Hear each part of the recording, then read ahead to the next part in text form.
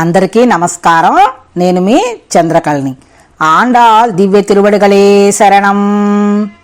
నీలా తుంగస్తన గిరీతటి సుప్తముద్బోధ్య కృష్ణం పారాద్దం స్వం శృతిశత శిరసిద్ధమధ్యాపయంతి స్వోచిష్టాయాం సృజని గళితం యా బలాతృత్య భూంక్తే గోదా తస్యై నామ ఇదమిదం భూయ ఏవాస్తు భూయః. నిన్న మనం 16వ పాసురంలో నందుని భవన ద్వారపాలకుని గోదాదేవి ప్రార్థిస్తుందట. చెలికత్తలు వాళ్ళు కూడా ఏ విధంగా మకర తోరణాలు చెక్కబడి పతాకాలతో అందంగా కనబడుతున్నారు. రత్నాల వాకిలి గడియ తలుపు తీవయ్యా, ఆ తలుపుని తీయవయ్యా, మేము శ్రీకృష్ణ పరమాత్మని దర్శించుకోవాలి, అతని వ్రతం చేసుకోవాలి అని చెప్పని నిన్న 16వ పాసురంలో ప్రార్థించారట. ఈరోజు 17వ పాసురం.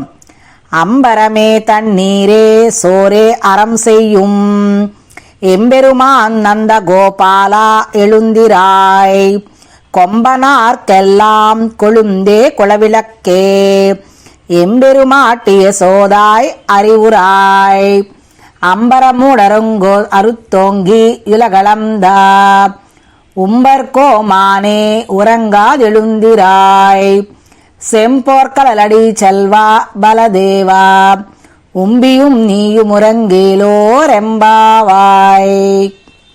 ఇక్కడ ఏమని శ్రీకృష్ణ బలరాములకు గోదాదేవి మేలు కొలుపుతుందట. ఈ 17వ పాసురంలో శ్రీకృష్ణ బలరాముల్ని గోదాదేవి ఏ విధంగా మేలు కొలుపుతుందట?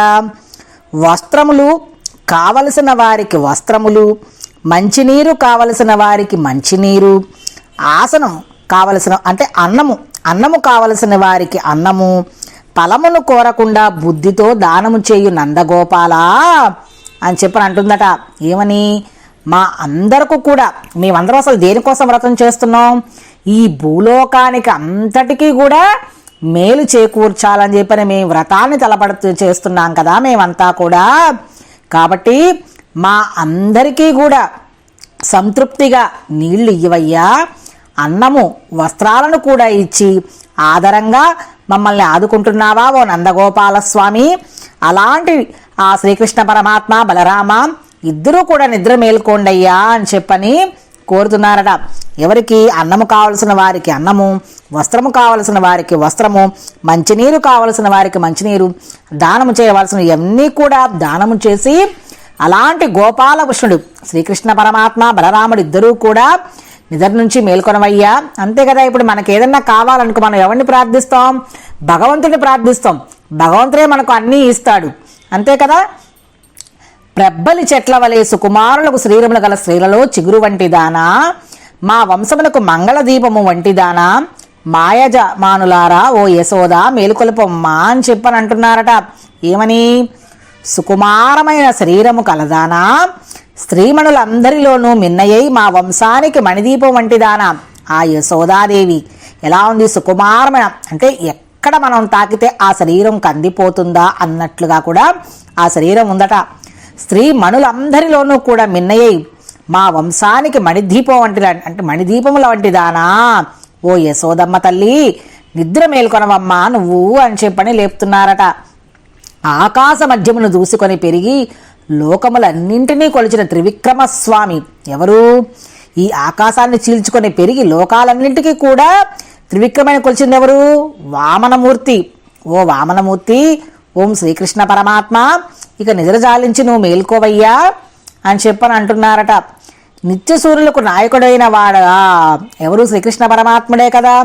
నిద్రింపరాదు, నువ్వు మేల్కొనుము స్వామి. స్వచ్ఛమైన ఎర్రని బంగారముతో నిర్మించబడిన కడియమును కాళీదు ధరించిన బలరామ. ఇక్కడ ఏమని చెప్తున్నారు? బలరాముని ఏమంటున్నారు? స్వచ్ఛమైన ఎర్రని బంగారమును నిర్మించబడిన కడియం ఉందట. ఆ కడియాలు కాళ్ళకు ధరించాడట బలరాముడు. బంగారు కడియాలు ధరించిన ఓ బలరామ నువ్వు నీ తమ్ముడు శ్రీకృష్ణుడు ఇద్దరూ కూడా మేల్కొనండి అయ్యా అని చెప్తున్నారట.